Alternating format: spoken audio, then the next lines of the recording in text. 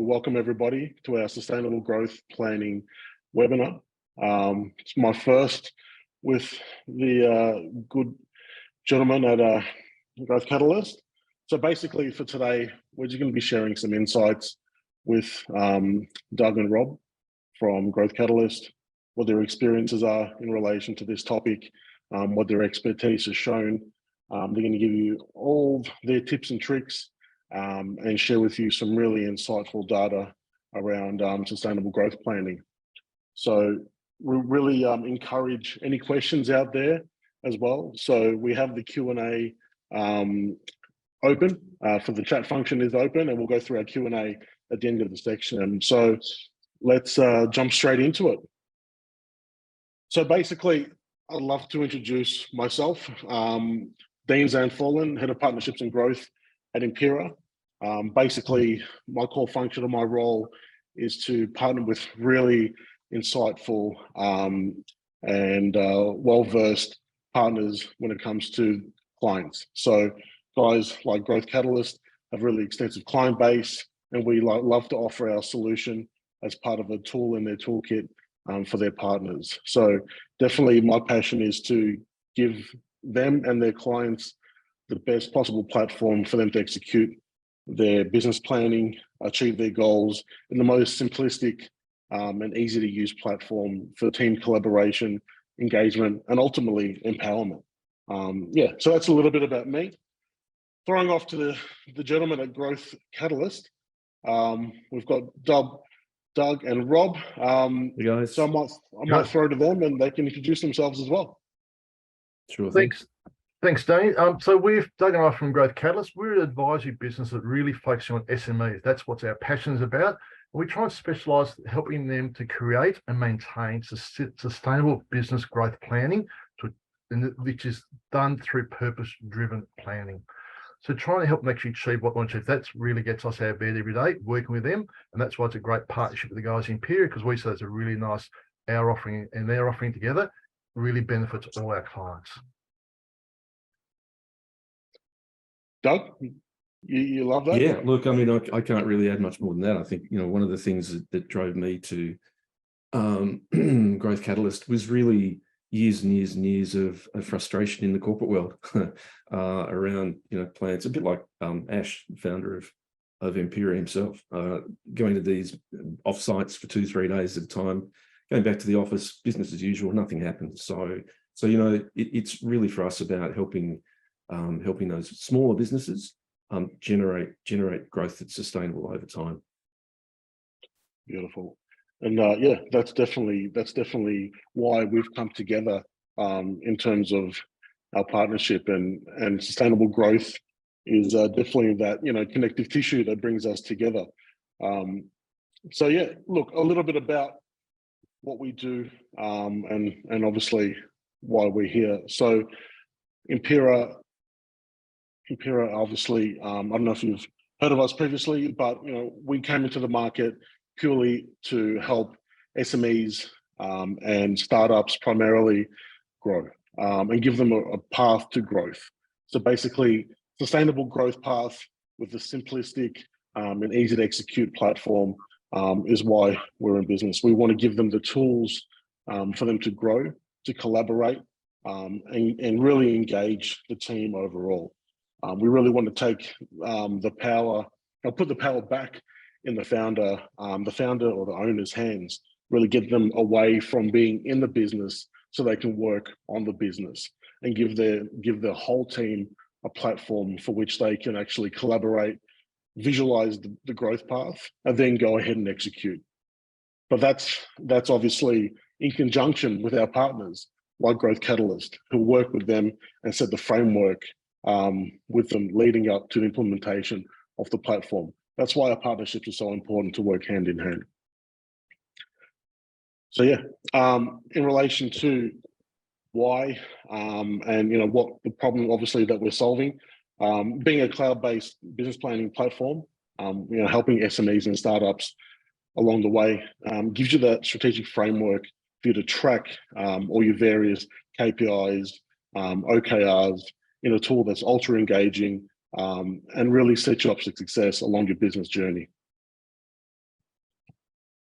Okay, so I might flick over to the next slide. Actually, before we go any further, Dean, maybe you just go back there. Let's take a step back here. You guys talk about doing a lot of planning, and that's what we're involved in. What we've actually found is the estimates vary, but basically, it's probably about 2/3 of business actually don't do business planning properly, or they don't do it effectively. And the ones that do, you have to question, is it actually focusing on the right stuff? But let's really get down to the nuts and bolts of this. Business planning is a critical thing for all businesses because it helps them raise funds from either investors or some lenders. It helps them get focus around their goals and their objectives. And more importantly, it gives them direction of what they're doing. It's a clear direction. And often we find from talking to people we deal with, the reason why people don't seem to do the business planning is because the business owners and leaders don't see the value in taking time out of their business to actually do it. Or maybe it's a case they don't know where to start, or actually more importantly, don't know where to finish the whole planning process. So rather than owning up to it, they step away from it. It's interesting, the whole value argument from our research and everything that we've read is that the businesses that plan effectively are more likely to achieve their growth aspirations. And conversely, we find that ones that don't are more likely actually not to be around in the next 3 to 4 to 5 years. They just should be right, and they just have no goal there.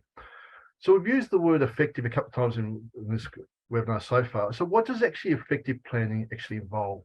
And to be really effective and useful, planning your business should be like a story. We believe there's 3 key parts. It's the beginning, the middle, and the end. The plan itself is the bit in the middle, and the end is actually, you mentioned this there before, Dean's, about great implementation of the plan. Once you've got a great plan, how you actually do it. So you'll have a chat about that a bit later on with everybody here. Yeah. So we want to talk about the beginning, what makes a sustainable business planning key. And one of the things to say, what actually is it not? And the problem we see with a lot of clients is they actually start with a revenue figure and work backwards from there. And those of you who've spent time in corporate roles, you really relate to that, saying everyone's gone away, as Doug mentioned, forward and offsite, come up with a number, come back, but you never actually achieve it. So it's good to have financial targets, but often the reality of financial comes exactly that. They're the outcomes of doing the following things correctly. It's about making sure you get the right clients, buying the right products at the right price, and that way they'll come back and buy more products for you. And it's about attracting, engaging, and retain the high quality people in your business, and also providing tangible and intangible benefits to all the other stakeholders. So if we talk about here, it's not simply working on a target. What does it have to be effective? One of the issues that we see and the problems we see is that a lot of people look at their game plan or their business plan, just come up with a random list of ideas and actions they're going to do. But they don't really be specific about the outcomes they're going to benefit the business and all the various stakeholders. So actually, it's the things that they shouldn't be doing, and it's actually not really, really effective at all. So what is planning about? Let's have a look at this from 2 levels, from a strategic level, the high level, or from a more operational level. Well, let's call it the game plan. So good planning is the path to a healthy, functional, sustainable business that helps your clients, your employee, and your stakeholder objectives. So what does that mean? In other words, plan should be all about driving a business to a particular direction. So everyone in the business knows where you're going. And these should really focus on achieving beneficial outcomes for the clients we mentioned before. It should focus on what makes your clients engaged and want to be loyal to your business.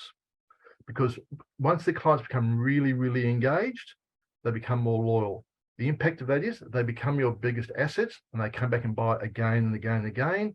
And not surprisingly, they contribute to much healthier financial outcomes for your business.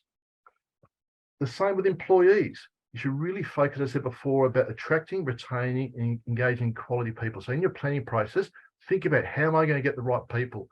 Invariably, what we see is in so many businesses, they have people there and they actually put them in the wrong jobs. So it's coming back up the roles and responsibilities. How do you attract the right people, retain them, and actually develop them as well? It's interesting that the Gallup, the research company, recently conducted a poll that found highly engaged teams show up to 21% more greater profitability. So that's an actual financial outcome from actually working with the teams to actually engage them much more. And we should also focus on the other stakeholders like suppliers, and also, of course, the owners of the business, in the form of how do you improve and get more consistent financial outcomes. This is all great, but from our belief is this can only happen if your business has a true north. The true north is the thing that provides the guiding principles that validate every decision you make in that business. So we're going to talk about today's discussion. the North Star sits behind every decision in the business. So a lot of people are asking, what is the North Star? It's really simple in our world. It's your non-financial business founder's business purpose. Why was the business set up in the first place and not the non-financial reason? So that probably, Dean, gives you a bit about our view about the whole planning process. Yeah, no doubt. And it's much like, going back to the core reason why they even wanted to jump in business in the first place, what their passion was way back when, and realigning that to today, correct? And I'll challenge you, Dean, that not many people say, I got in business for the first reason to make a bucket load of money. There was actually a non-financial reason behind that. And often that gets lost in businesses as they go through this planning process. I know a lot of it's based on freedom. A lot of it's based on flexibility, or seeing people that they actually care about in the business succeed along with it. Yeah. That generally it's is a the classic North Star. It's a classic response when you ask people why they're in business for themselves.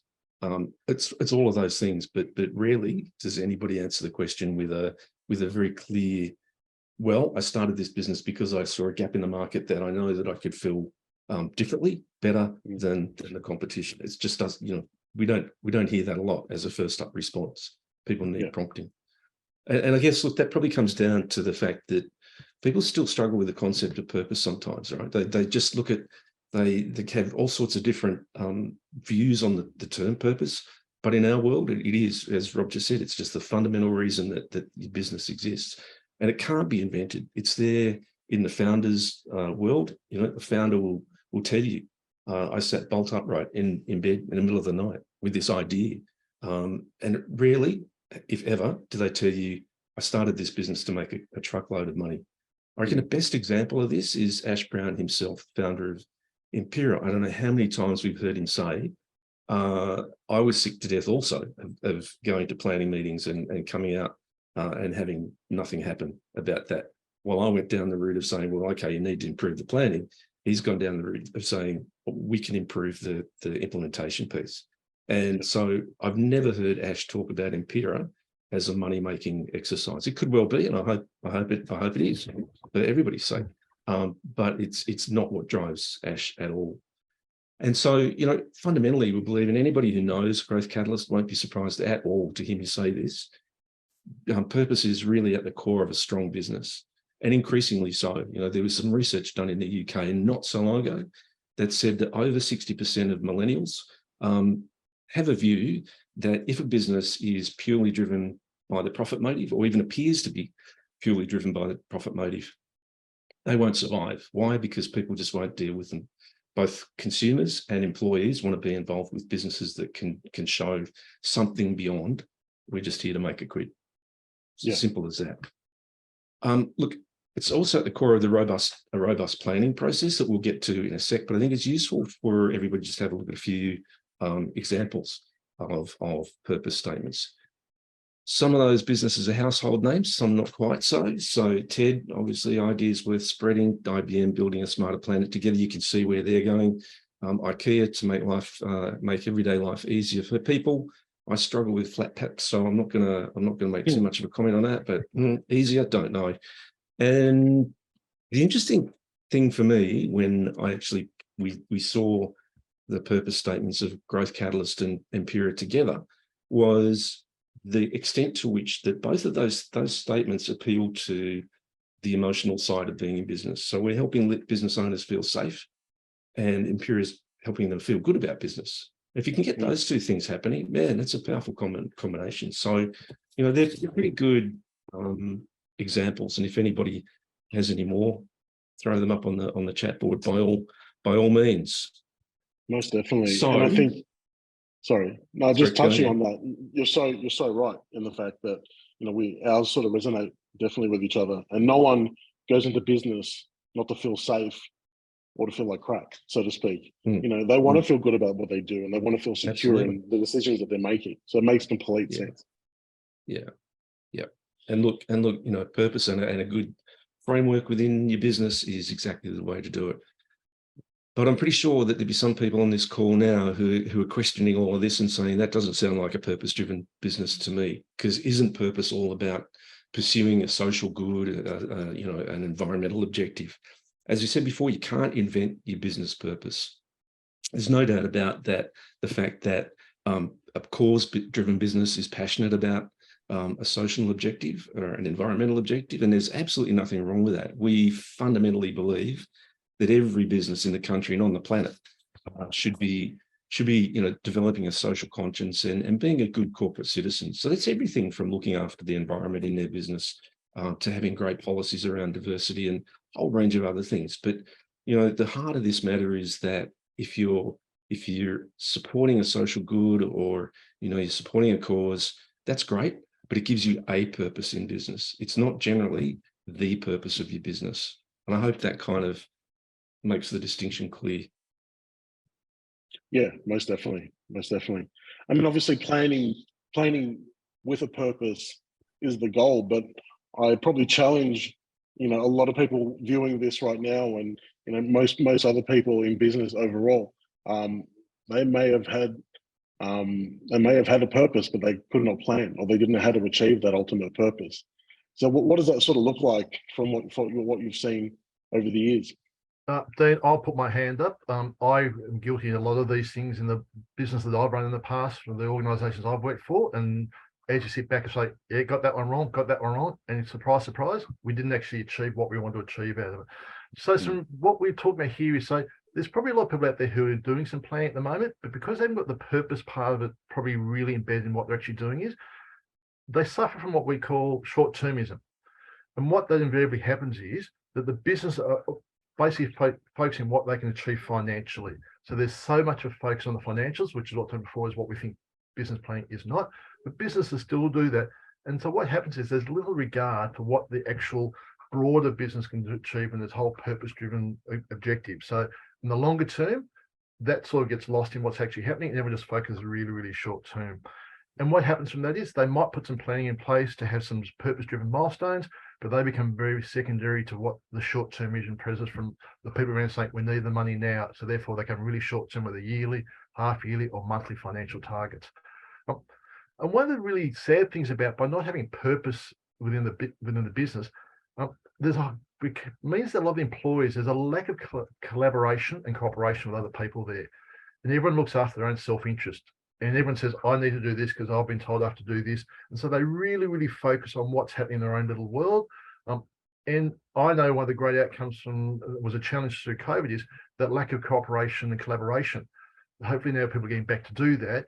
If people understand they're doing this for a broader purpose vision, they'll be really clear about what we need to do. So hopefully you'll get that greater cooperation and collaboration and get away from that self-interest part. And the other thing which is really interesting is actually the innovation, the imagination gets stifled. So what happens is people get really, really short term of what needs to be done straight away, and they don't look at what's happening in the bigger picture. So inevitably, they look at the problem that's been caused rather than actually saying, what's causing that problem? Where's this aligned to our purpose? So what actually happens out of this is that the appetite for measured risk-taking reduces to almost zero in the business, and there's no innovation. So the business goes okay, but there's no innovation. And we all know, being in business, some of the best ideas come from other people in the business, and they come out with innovation ideas and they bounce that around. And also the other thing we find too is that businesses often become very inward looking. And surprisingly, this is particularly true when they're lagging behind financial targets. So they don't think about their clients or the employees. Think, what do we do about the numbers? Do we need to make more sales, make more phone calls? Are they making the right phone calls? And really, what often happens in a lot of businesses here, they say, oh, we're not meeting our targets. Okay, we need to make a profit. Let's cut our costs. And how many of us have been in businesses that say, we're not meeting our targets, cut costs? It seems to be the easy panacea. And Doug and I now will very rarely seen that when you start cutting costs in the business, that has a positive impact on the business, and particularly from a purpose perspective.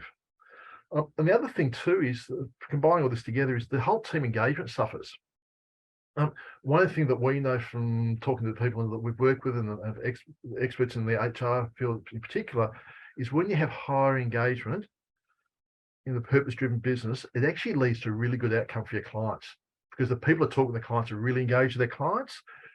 So what happens is you get greater client satisfaction, and there's a great propensity for those clients to actually come back and want to buy more from the business, become greater advocates.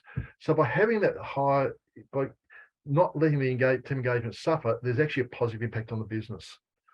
And finally, the really sad one is, and I've seen this so many times across my extensive corporate career, is there's no buy-in. If people don't buy into what we're talking about and understand the purpose of the business, it actually strangles the commitment. The long-term impact of that is people saying, you know what, I don't really get why I'm working for GrowthCatalyst, I'm working for Empiraa. They could be easily talked into going to another business. So a lot of businesses might get some of these things, or if they're fortunate, they might get none of them in place. But by not having plan with purpose, you're open to potentially have all those 6 things happen to your business. And the likelihood of all this is any financial targets or any growth targets set are not likely to be achieved. So it'd be interesting to find out how many people listening to this call can actually mark themselves out of 6. I'll put my hand up saying I've probably done 3 or 4 of them badly over my time. Yeah, no doubt, no doubt. And obviously, you know, from drawing upon those pain points and, you know, spending time with your clients and really diving into, again, you know, what their purpose is, there must be, and obviously we brought up the slide now, you've got your, you know, your purpose-driven planning process. I'd love for you guys to dive into that and really show what you've come up with. Yeah, look, thanks, Dean. We will, and this is kind of where the rubber hits the road, I guess. And we can talk ad nauseum to businesses about all of these things, but unless they go through a bit of a process, like anything in life, you know, unless there's a start, a middle, and an end, you're not probably going to get the result that you're expecting or hoping for, at least. So just to tiptoe through those different terminologies very quickly, because everybody uses these words in a different way, but it's important for us to get across what we mean by them. So purpose, we've talked about already. Vision is that kind of the description of your business in 3 to 5 years. You know, do you want to be the market leader in your space? Do you want to be, you know, 100 employees? It's the physical description of what your business will look like at a given point in time. The strategy flows out of that. And they're all of the big ticket, longer term projects that you need to undertake to give life to the vision. And make sure that you actually achieve the vision in the time frame that you want to achieve it in. Business action plans, kind of, in your terminology, Dean, game plans, kind of obvious there, that the shorter term things that you need to do to give life to strategy. So, you know, for every strategy, there's probably a set of action plans that you need to undertake as a business, and then right down to the nitty gritty micro level. KPIs, key performance indicators. That's all about the individuals in the business. Who's going to do what by when. So just going through that kind of quick descriptor, I hope you can see that every step of the way is the validation for the next one. So purpose drives vision, which drives strategy, which drives business and action planning, which ultimately drives key performance indicators. So if you follow that kind of process, it's hard to go off the rails. And it sounds like a lot, but we found that you can actually condense this into just a couple of pages, which is pretty exciting. And then from an implementation point of view, obviously that's where Empiraa comes in. You know, it's such an easy platform to use to make sure that you're keeping up with, or if you're not, where are the shortfalls and how do you kind of take that remedial action? So that's a really important part of this. It's like a bit of a cascading effect. One of the things that I would really emphasize for everybody in the call is that this is not just for senior people in the business to go away and lock themselves in a room and deal with. This is for everybody in the business that's in some way, shape, or form to be involved with. And that doesn't mean necessarily getting everybody in a room. Size of a business might preclude that sensibly. But it is about, if there is a core group of people doing this work, making sure that the communication is clear, consistent, frequent, and everybody understands the role that they play in achieving those bigger picture outcomes, particularly the vision and the purpose. So look, why does this process work? And we've seen it time and time again in businesses that had no process. They've gone down this road and it works. And here's the reasons. The first thing is every plan is going to have a lot of priorities in it. So you can more easily prioritize the projects that you identify. And the question you should be asking when you identify those projects is to say, is this true to our purpose? Is it going to help us achieve our vision? And if the answer is no, then you really need to seriously stop and look at it and say, maybe something that we shouldn't be doing at all. It just might be a nice passion project, but it's not going to help us achieve what we want to achieve. So it's useless.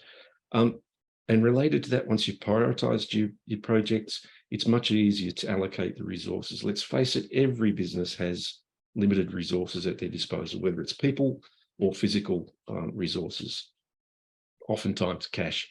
And there's obviously in many businesses lots and lots of competition for those resources. So your purpose and the process gives you transparency about all of that. So again, the question is, if I allocate my resources here, is that going to help us achieve our purpose and our vision? If not, then why are we putting those resources into that particular project? So, it's kind of fairly self-evident thing to say. And related to that, funnily enough, it helps owners and leaders delegate tasks and activities because they're very clear about where the resources ought to go. So delegation, which is difficult for some people, becomes much, much more straightforward. The other thing that it's going to do for you is to help attract, engage and retain really high quality people and the right clients, obviously. So, we already know from lots and lots of research, won't go into the numbers now, but you feel free to go and have a look at the research yourselves. People want to be involved with businesses that go beyond the profit motive, and that's employees and the people who buy from you. Rob mentioned the whole lack of creativity. If you don't have this kind of thing going on, why does that work here? If it gives people permission within parameters to be a little bit creative and take measured risk. You don't get the innovation and creativity without being prepared to take some risk. And purpose gives you and your employees the framework within which they feel free to make decisions for themselves. They're not always running to you saying, "Oh, is it okay if I clunk?" There's a little bit more flexibility and freedom to that. So look, the last thing, which is a little bit kind of off to one side, but really important also, is this framework actually makes it really easy or easier to deal with succession issues. Who's going to run your business when you don't want to or you can't? Who's got the right skills to help the business achieve its purpose? Let's be honest here. The purpose is going to outlive you as an owner of the business. It should. And that's just a fact of life. So succession is a really important issue, probably a discussion for another day. But if we go back to the fundamental thing we're trying to solve for here, it's about getting the right customers and clients, buying the right things for the right price and doing that frequently. And it's about getting the right people on board and supporting the cause through their efforts as an employee and engaging them so that they'll produce discretionary effort. I think we can probably summarize all of that. And the reason that the whole Growth Catalyst Empiraa thing works is that if you think about it, a strategy without a clear implementation plan is just a dream, right? And vice versa. If you've got an implementation plan and no strategy, what you've got is a to-do list. And that's why we love Empiraa. And Dean, I probably would ask you for your insights on that and how Empiraa can solve those problems. No, thanks. And look, that's ultimately, why our collaboration works. You've gone through your, the purpose-driven planning process, and you touched on purpose and, and vision, and then the implementation piece, right? Having a quick snapshot of our, of Empiraa, of the platform, right, on screen. So as you can see, all those great plans and the good work that the clients can do with Growth Catalyst can then be converted into the actionable part, which is the team engagement and collaboration piece. You touched on, giving the team a sense of belonging and knowing what the vision and the values are and what they're working towards in the business, and giving them the sandpit to be creative and work towards, collaborative goals. It's so important. And that's the beauty of our platform, in the most simplistic way, to engage the team and allow founders, like I said before, to work on the business, not so ingrained in the business. As you can see, you've got your vision statement, you can build out your core values and then start implementing through your organizational objectives. Bring the team together, delegate the tasks and the objectives that they're required to really facilitate their role, start growing as a team, and then identifying individuals throughout the business, like you said, who may be the successors or the next team leaders or the next core managers, and really paint a picture of success and give everybody a growth path through that success as well. That's really our core function of our platform, and really empowering our partners to let their plans grow into further fruition and let them ingrain themselves, let their plans, like what the plans that you've spoken about, really envelop and develop throughout those organizations, but also allow these founders, SME owners and business owners to really get back to the core reason why they're in business. Realign themselves with their purpose, give their team that exposure to the why. We're all searching for that why, and we're a conduit to that too. So yeah, obviously that's a little bit about why we're in business, and obviously that's a great example of what you guys do, and you do so well. And what you really provide is benefit to your clients to get them from maybe a stagnant point in business, or get them from point A to point B, C, D. Really expedite them on their growth path. But again, I really appreciate you guys jumping on and just showing us what you do and telling us a little bit about yourselves and what it's all about. If you guys don't have anything else, I'd love to throw to some of our questions on the Q&A.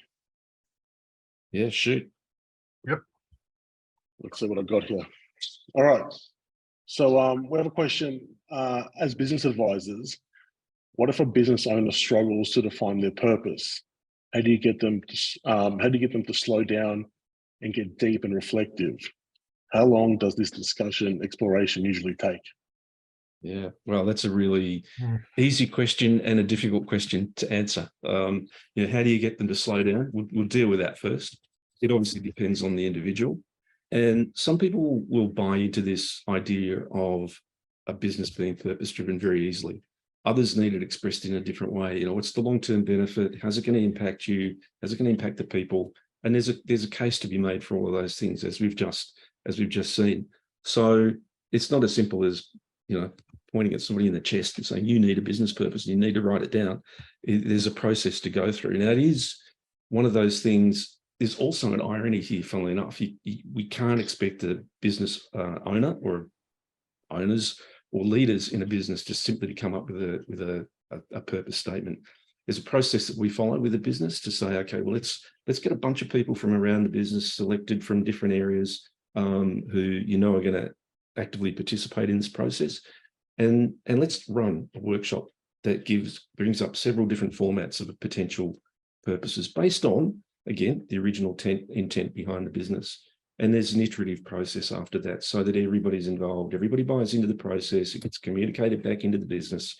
And how long does that take? Again, it depends on the business. It could be a few days, it could be a few weeks, it could be a few months, until such time as purpose is really embedded in the business. There's a whole lot more to it, but I think that kind of answers the majority of that question. And probably, Doug, to add on that too, it's not just a point in time exercise. It's actually, once you've come up with it, it's actually how you actually communicate that through everything you do, both internally and externally.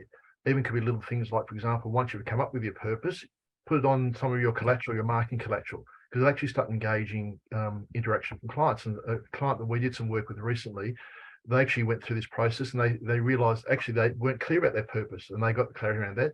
Then they all got comfortable using their own language, and they started speaking to other clients, and they said, we are purpose driven, this is our purpose. And they said, oh, that's interesting, so are we. So what actually came out of it was they ended up dealing with purpose driven clients. So it became sort of it's an organic thing that grows. So, and particularly if you have multiple business leaders, not everyone's probably going to be on the same page at the same time. So sometimes you need to go forward 2 steps, take 1 step back. Sometimes you go test it with your clients and get the feedback from there.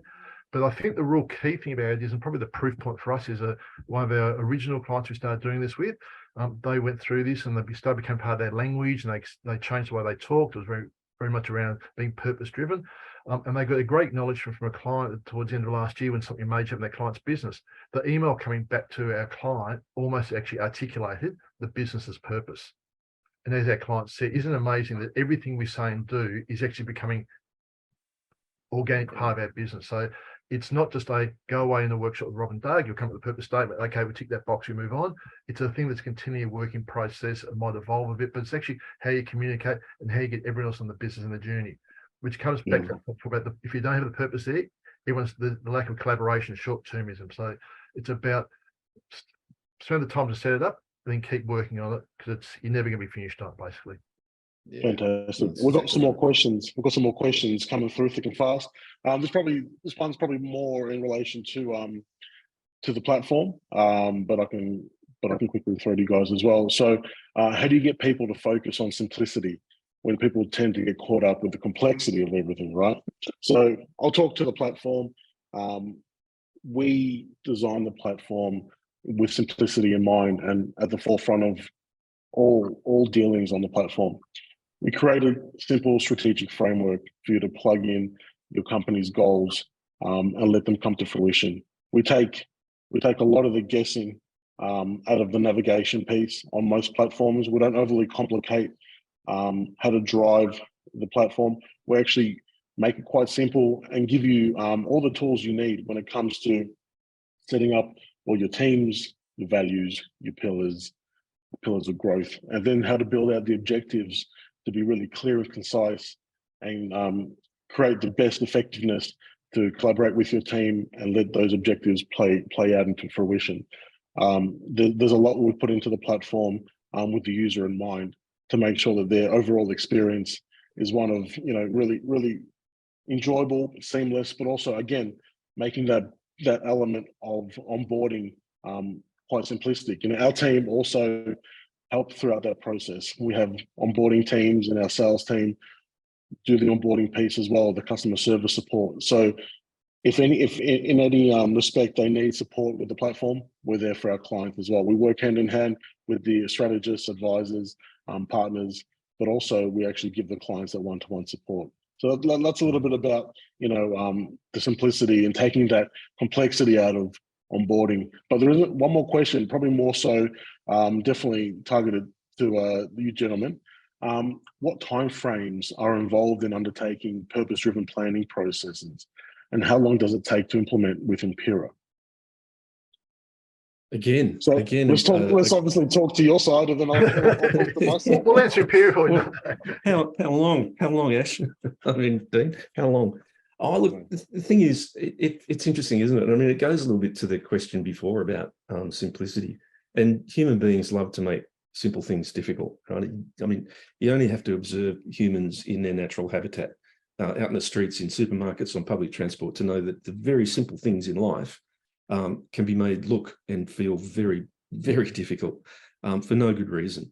So, look, I think in terms of the time frame around all of this, a lot of it depends on the size of a business, how attuned leadership and the rest of the business are to going through a planning process, and all of those things that would normally speed up or slow down a successful implementation of this kind of thing, and how clear they are on purpose to start with, how clear their strategies are, how much work have they done around this kind of thing beforehand. So it's not an overnight thing. You can't run a one-day workshop and say, right, we're done.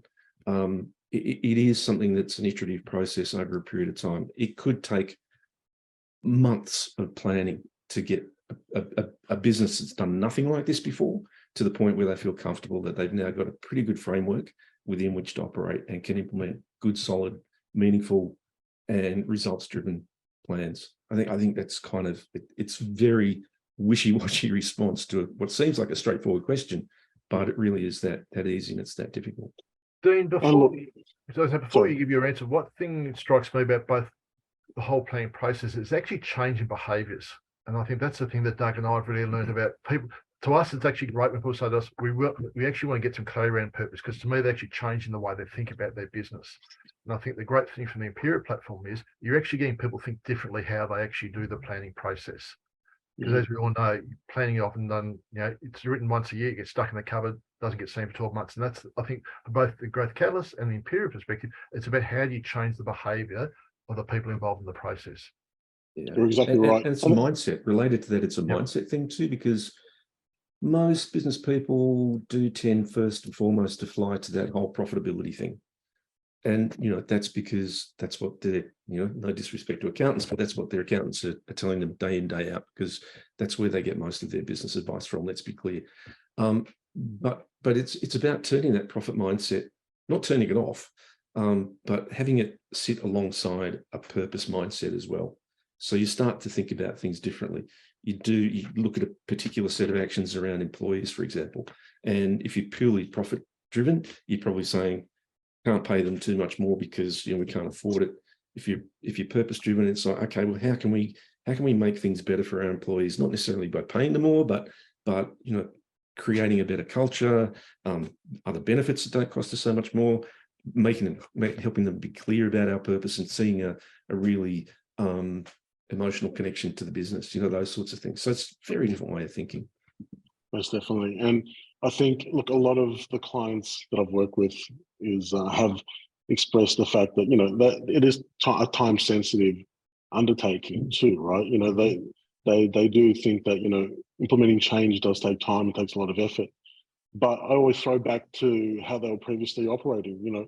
How was your plan previously? Where was that housed? Was that actually on a spreadsheet, on a Google Doc, the founder or the owner's IP, stuck in their head?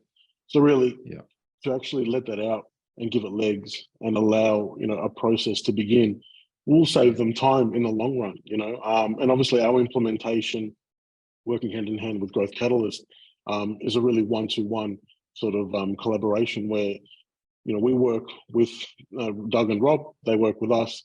We then can facilitate the plan through the platform with the client. So, it's all about starting, the hardest part of the journey is the first step and giving yourself the opportunity. And look, as you say, it's all about starting. One of the common objections that people throw up is, I haven't got time, I'm too busy. And so, our question to that is, well, okay, if not now, when? When are you not going to be busy? When are you not going to be so busy that you can't set aside time to do some sensible planning? In fact, if you do your sensible planning and put a framework around it, you're going to save yourself time in the long run as well. Yeah. So, that whole we don't have time thing kind of doesn't wash with me, to be honest. Yeah, exactly. And look, I've got one more question. We'll have to keep it short and sweet because we're about to run out of time. But have you seen any trends from different industries that have benefited from the GrowthCatalyst and or Empiraa?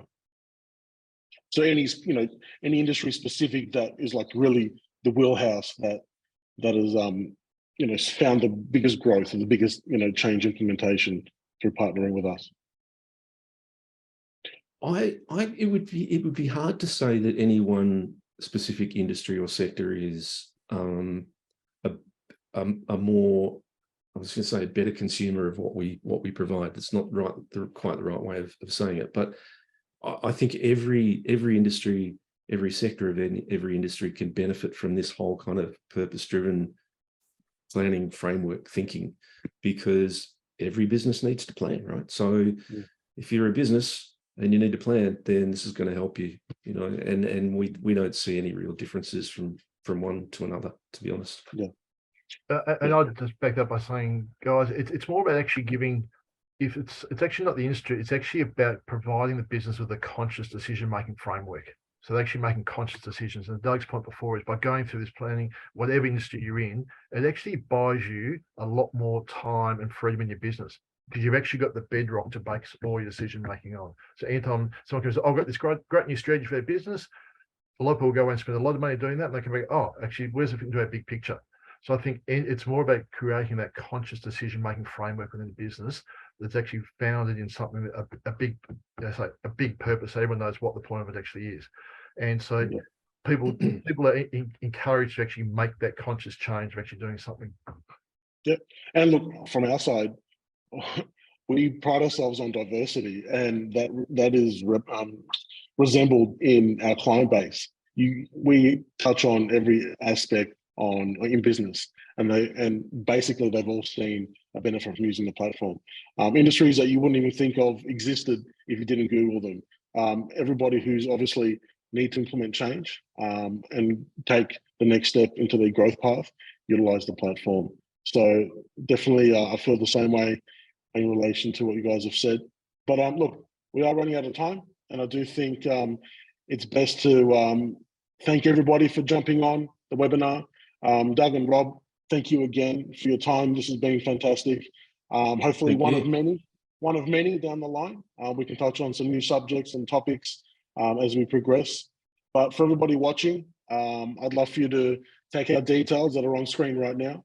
Definitely jump on the GrowthCatalyst website or scan the code and get in contact with the gentlemen that are on screen right now. Start that purpose-driven planning with them as soon as you can. And for the Empiraa platform, also jump on the website. Empiraa will give you the first 14 days free. But I do stress, based on our partnership and what we're doing together, speak to the boys first. Let them get that plan sorted for you, and then the Empiraa journey will begin after that. So once again, I'd love to thank everybody for jumping on. Have a great afternoon. thanks, and we'll everyone. speak soon. Thanks everyone for your Good time. stuff. Thanks, Thank you. Dean.